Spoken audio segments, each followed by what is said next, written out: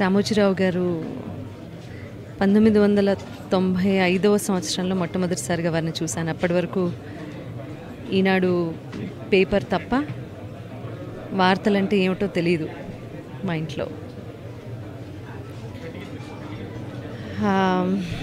ఒక మహాప్రస్థానం.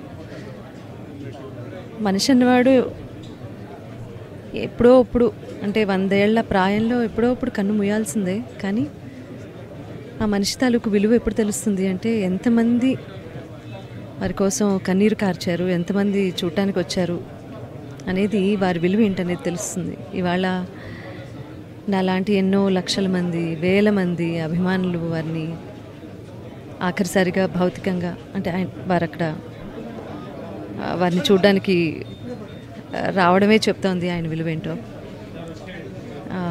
ఒక ఎంపైర్ స్థాపించారు, ఎంతోమందికి అన్నం పెట్టారు, ఎంతోమందికి స్ఫూర్తిదాయకంగా నిలిచారు రామోజీరావు గారు. భవిష్యత్ తరాలకు వారు చేసిన పనులు, వారు స్థాపించిన ఈ సంస్థానం ప్రతిదీ ఆదర్శప్రాయంగా నిలుస్తుంది. మాట్లాడుకుంటారు, వేనోళ్ళ పొగుడతారు. ఇలా ఎప్పుడు ఆర్ఎఫ్సికి